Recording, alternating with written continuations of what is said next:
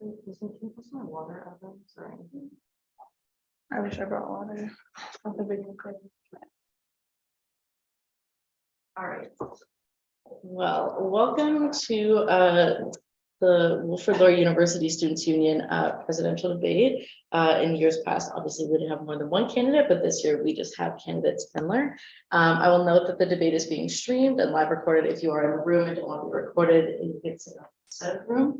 I think we're good to go, but hi, my name is Abigail Heckbert. I'm the president and publisher of Wilfrid Laurier University Student Publications, and I'll be moderating today's debate with our SU presidential candidate, Megan Spindler. And we will begin with a short opening statement from candidate Spindler. Following her statement, we will proceed with both icebreaker and the formal Q&A portion. And then once we close out that section, we'll move into a 5-minute break and then return to open up the floor to some audience questions. These can be direct message to our Instagram account at WLUSP or WLUSIP, or if you're present in the room, you may raise your hand. And then once all the questions are asked and answered, we will finish with a closing statement from candidate Spindler, and then the debate will conclude. So with that being said and out of the way, I'm going to move into some icebreaker questions. So in a typical year, the presidential candidates create their own meal for the WILS menu. If you were able to create your own meal, what would it be and why? That's a good question. So my last name is Spindler. Obviously, a lot of people call me Spenny. So I've been playing around with the idea of potentially doing like something along the lines of spinach dip, but turning it into like Spenny dip. But since that already exists, I don't know if that's the best way to go. But to be fair, I haven't given much thought to it. I like a lot of the things at Wilf, so I'm just thinking to probably just incorporate my name into one of my favorite dishes because there are quite a few that I like. So, but I would say the spinach dip is probably at the higher end of the list. So, and if you could describe yourself in 3 words, what would they be? Yeah, for sure. I would say the first one would be like strong communication skills. So I would say that I always try to communicate well with the people around me, and that's obviously really important in this role as I have a team underneath me. I would say I'm very hardworking, so I put 100% into everything I do, whether it's something small or big. I find it hard to do anything at less than 100%, which has its pros and cons, obviously. And I would also say I like to collaborate a lot. So I'm not a big independent worker. I always like prefer to work with people on stuff. So I would say those would be the 3 things, and also outgoing, which kind of goes with the first one, but yeah. And what's your favorite Golden Hawk memory? I have a bunch. I would say my favorite was, so I started university in 2019, so the year before the pandemic started. So I was able to get like a almost fully normal year. I would say my favorite memory was just orientation week when I was in first year. Because like I said, that was before the pandemic even existed. So everything was like very in person, like very hands-on. And I was able to meet people in my residence and on my floor really quickly. And I had really great icebreakers. So I would say that's my favorite memory, just because I didn't have many friends from high school come to Laurier. So it was a little bit intimidating, but I was able to meet people right off the bat and feel really welcome. So I would say that would be my favorite memory. Awesome. That concludes our icebreaker questions. We're going to head into some Q&A. So in preparation for your role in seeking the candidacy of the presidential role, who did you meet with from the Students Union and or the university? Yeah, for sure. So I met with quite a few people. The first person I met with was Shane, who is the current Students Union president. Obviously, no matter what job you do in life, it's always good to talk to someone who's in it currently to kind of get their scope on things. I also met with Phil, who's the president and CEO of the Students Union. I chatted with him about different expectations that he has for next year, and he's been in the role for a really long time, so he's seen lots of presidents come through, so he has a lot of insights to share. I also met with each VP on the Students Union team, so that is the VP of Clubs and Associations, VP of Volunteer and Financial Operations, the VP of Government and Stakeholder Relations, and the VP of Programming and Services. And I also met with the VP of Programming and Services on the Brantford campus. So I met with lots of people internally to the Students Union. I also met with Ivan Joseph, VP of Student Affairs, Adam Lawrence, the Dean of Students. I met with many different faculty presidents, so like faculty associations, so that represent business students, art students, science students, different ones on Brantford too, so business technology, the Bachelor of Social Work Student Associations. So there's definitely a lot of meetings that occurred, and I was able to kind of collect my thoughts from all of those and then be able to build out a platform based on different priorities that all of those people saw for next year. And how do you see the relationship between the Students' Union and other campus partners? Yeah, for sure. So I think it's definitely really strong. At the end of the day, like all partners on campus are here to represent students and they want what's best for students. So obviously we do have a strong relationship because everybody's kind of working towards the same thing on campus. I would say going into this role, I'm really excited to strengthen those relationships. So obviously I have certain things that I'm passionate about on campus that I'm really excited to continue building off of what Shane's been doing this year. But I would say it is fairly strong just because, like I said, we are all here to represent students and that's our number one priority. So that helps us like align on different things, obviously. And can you talk a little bit more about what your specific plans for the Brantford campus are? Yeah, for sure. So I have a few different plans for the Brantford campus. Obviously being from Waterloo as a Waterloo student, I found it best to talk to different Brantford students about the gaps that they see rather than just try to come up with them, because I'm not a student on that campus, so I don't experience it every day and I don't have the best grasp on what goes on over there. So I had a lot of meetings with different Brantford students and got a lot of different insights before I published my platform to be able to make it as strong as possible. So going into it, one of the specific gaps between the two campuses is food offerings. So on the Waterloo campus, we have quite a few more food offerings than they do. So I want to look to expand the food offerings. There's a few different ways that could happen. It could be reopening Veritas, which closed during the pandemic. It could be expanding the offerings at the current restaurants like Golden Grounds and the different restaurants they have, or it could be opening an entirely new restaurant. Obviously, I haven't started as a president yet, so once I do, obviously I'll look into that more, like which one makes the most sense. But I have heard that that's a pretty big gap on the Brantford campus. Another one is hopefully adding a financial structure to Shinerama Brantford. So they don't have much support financially, which kind of dips into the amount that they're able to donate to support cystic fibrosis. So I spoke to the Shinerama coordinator and she has a very big and great team on the Brantford campus, and they would really like some more support financially so that they're able to do more at their events and then in turn can donate more. And I was on Shinerama on the Waterloo campus for 3 years, so that's something that I'm passionate about. Also improving safety around campus. So that's obviously a really big topic on the Brantford campus, and obviously something that's really hard to tackle given the location of the different buildings in Brantford and the situation there. Now there's a few different ways that I want to tackle this. So the one is that I want to take another look at the volunteer training that we do. So I've obviously been a volunteer, I've been a head ICE, I've been on different committees, so I've done a lot of the trainings that the Students' Union has. I'd like to take a second look at those and see if we can incorporate more, like, let's say, sensitive topics. So how to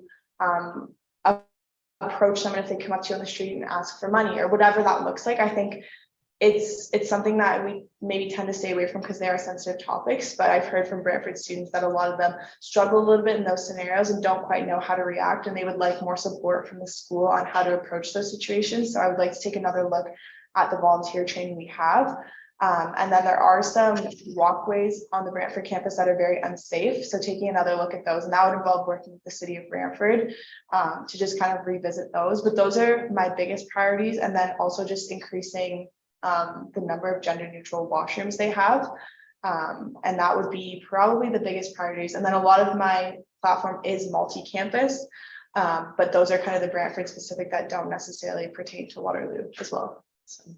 And can you please critique the current president and CEO and their performance this past year? Obviously, this can be both positive and negative. Do you mean related to Brantford or in general? Oh, no, just in general. Yeah, so I currently work as an AVP under Haley Renning, who works under Shane. So I would say compared to other presidential candidates, I would say that I kind of see more of the day-to-day because I currently work for the Students' Union. I would say I think Shane has been doing a really great job. I think it's been an interesting year because it's been like the first normal one since the pandemic. So that's been like a lot of adapting because orientation week was fully in person, which hasn't happened in 2-ish years. Like all of our programming's in person, like everything's full steam ahead in person. So I think one thing for sure that he's been doing a really good job at is just tackling those head on. So he's very hands-on. I've actually heard different coordinators of committees and students on campus say that he's a very hands-on president. So I think he's doing really well at that and just engaging with students in the different committees and clubs that we have. I would also say he's doing a really good job of leading his team. So from my observation as being an AVP, I think the VP team is very strong and very cohesive.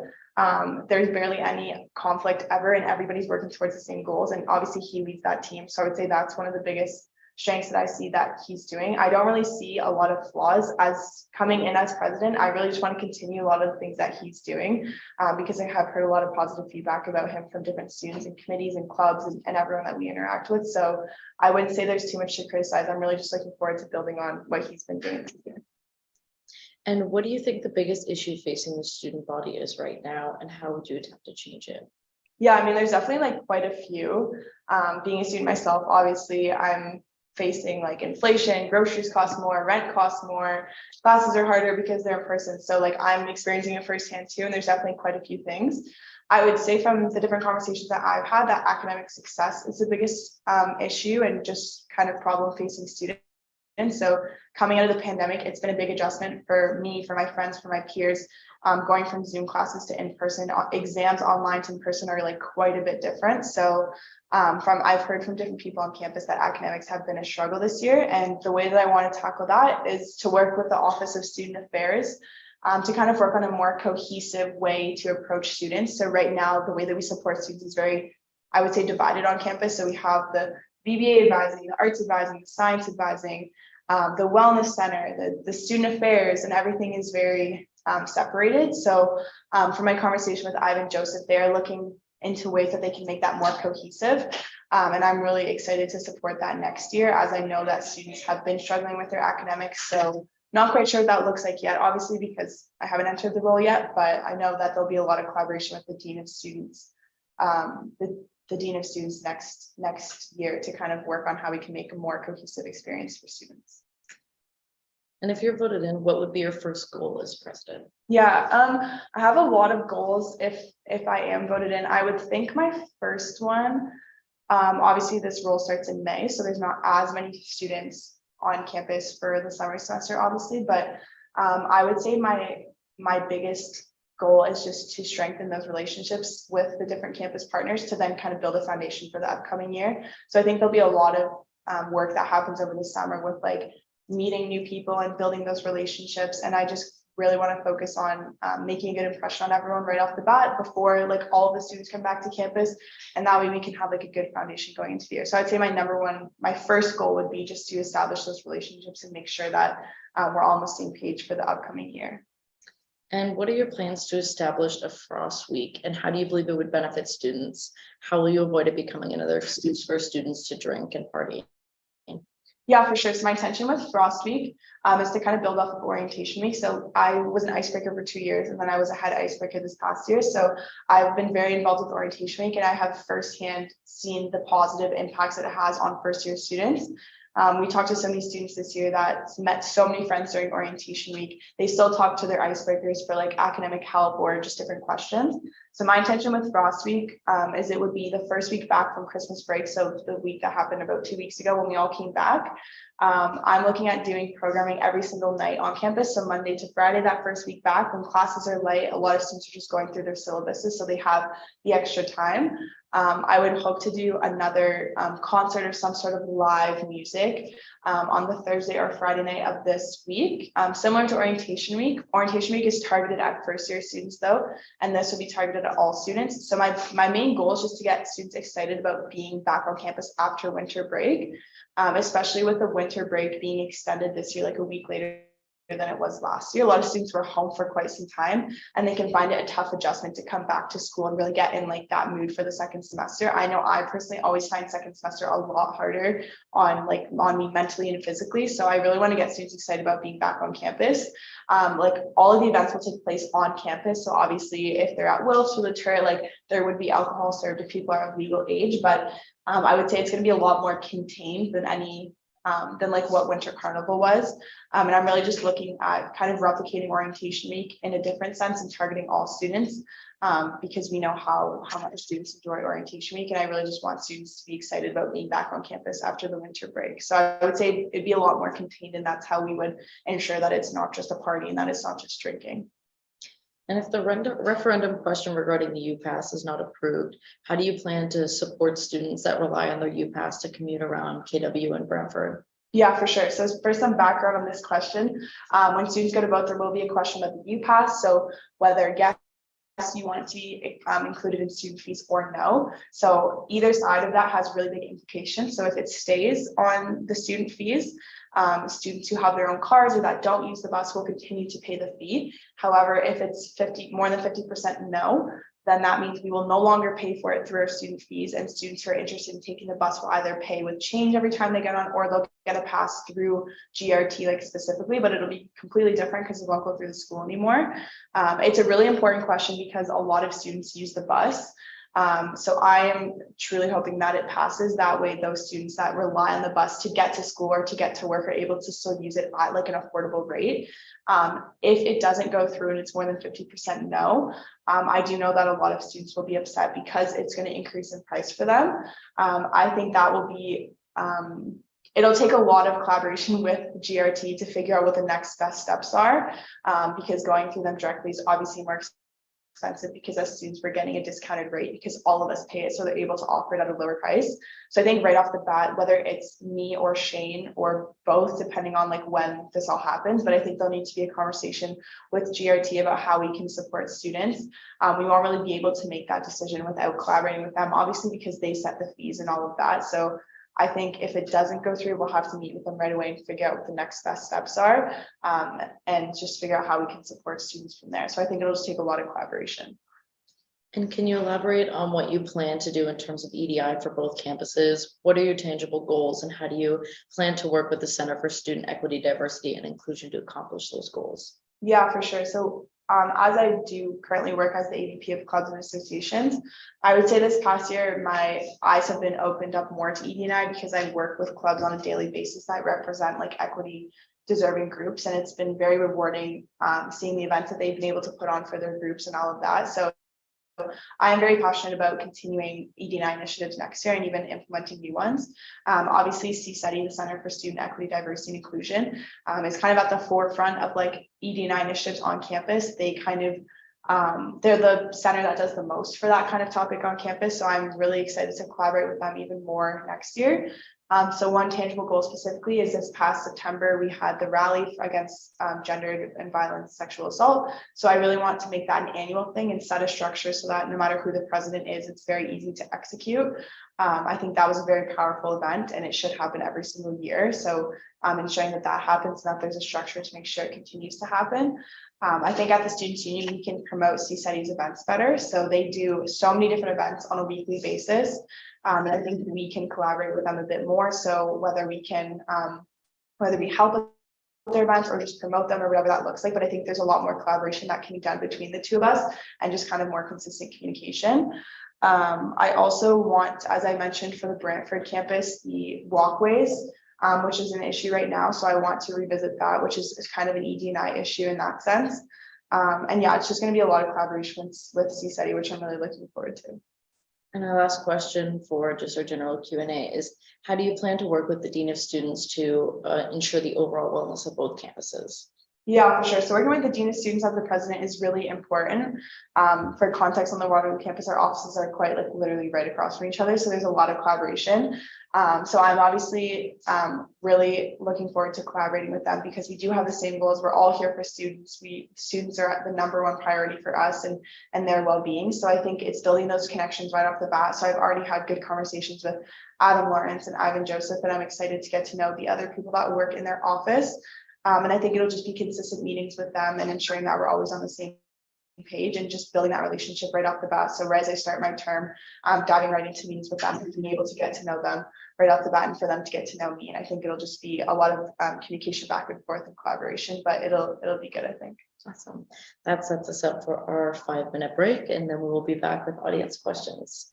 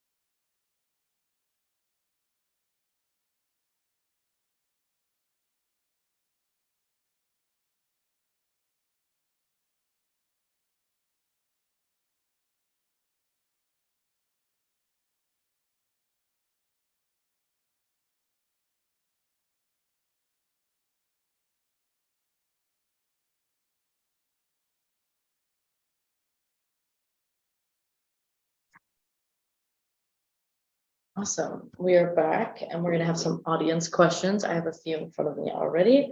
But if you would like to submit them, it is at WLUSP on Instagram. And you can just respond to either send us a DM or respond to the poll that I have on our story. But first question I have here is, some clubs have found it hard to obtain funding / support from the students union. And how do you plan on fixing that? Yeah, good question. So the number one thing I want to do next year is essentially make the club budget bigger. So being the AVP, obviously I'm very familiar with the budgets that we've been giving out. And we did have to cut quite a few budgets. So right off the bat next year with the operating budget, I want to put more into the clubs fund. Every year we get more clubs because more students apply to have their clubs under the students union.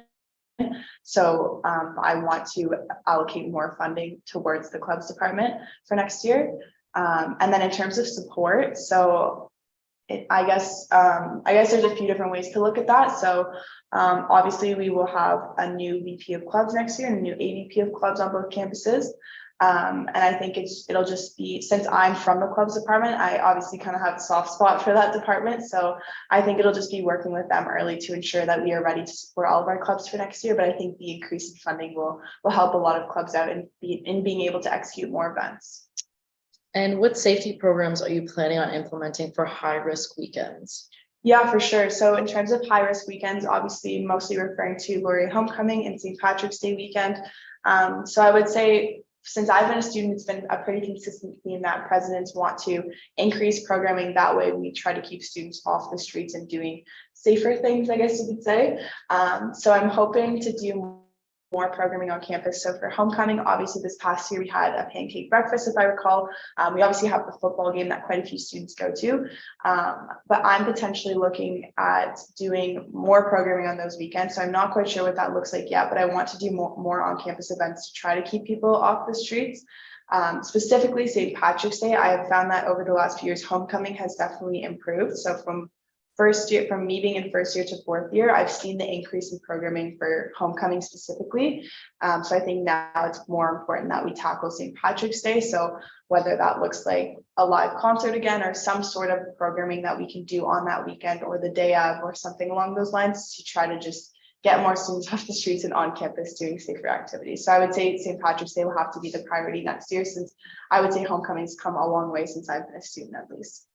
And how will you plan to, or how will you advocate for a walkable campus? For sure. So as I mentioned a couple of times, so I've been on the Brantford campus quite a few times since I've been campaigning. There's a few intersections that you cross. So let's say you're going from one market to the RCW lobby, where there's quite literally no stop sign for people and students are just supposed to cross when there's no cars coming. There's quite a few dangerous places to cross on that campus just because of how it's embedded into like the main downtown core of Brantford. For background for Waterloo students, it's a lot different than what we experience on the Waterloo campus, since our campus is pretty much like all together and you only have to cross really if you're going to Laz or to King Street residence. So there's not as much crossing. And when you do cross to go to those buildings, it's very safe. You click the button, you wait for it, it makes the noise. It's not exactly the same on the Brantford campus. They don't have as many safe walkways. So I really want to work with the city of Brantford to improve that. So whether it looks like more stop signs or more things for the pedestrians to push, or both. But like I said, from my experience when I've been on the campus a few times, there are some very unsafe walkways. So I would say it'll be working with the city of Brantford to determine how to tackle that best, whether it's stop signs or pedestrian signs or a combination of both. But that's what I meant by that platform point. And what kind of training are you hoping to implement for your board and kind of members? Yeah, so as discussed on previous Q&As and podcasts, I've never been on the board of directors. From what I've seen with my time as a student, typically, or not typically, but more often than not, the presidential candidate has been on the board of directors. And obviously there's a lot of students that join the board of directors and potentially hopes of applying to be a VP or the president. I would say I'm planning to make up for that lack of experience with other realms of experience of being an AVP and being on different committees. Now, in terms of training, like I said, never been on the board, so I'm not exactly sure what kind of training they go through. I've already spoken to quite a few of the people who have been acclaimed and who are also running to be on the board as well. I've had quite a few good conversations with them. So I think it'll take me having to be trained first before I can even think about training them.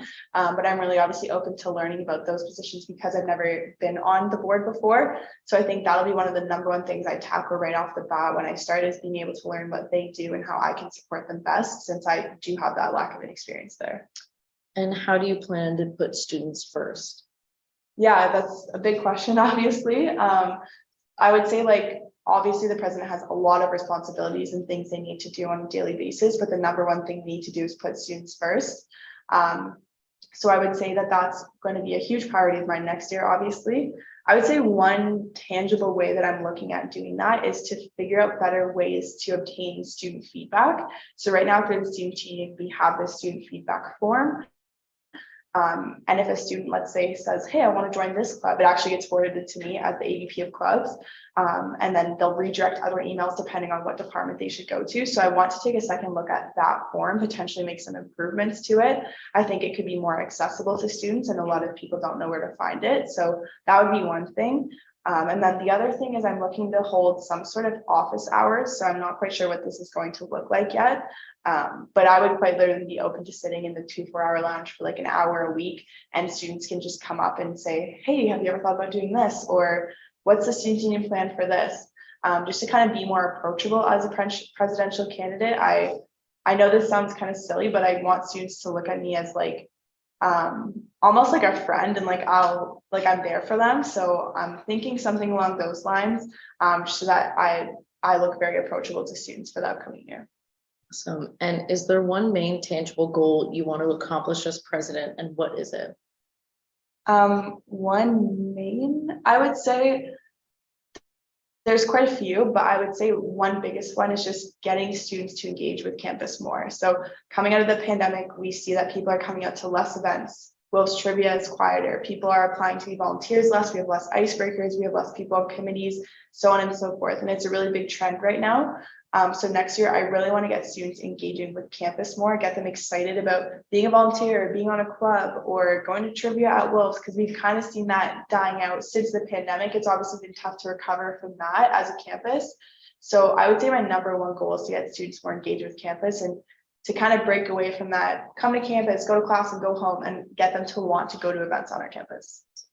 And our last question is, how will you focus specifically on EDI regarding racial equity and indigeneity on campus? Yeah, for sure. So that's obviously a really big topic as of recent.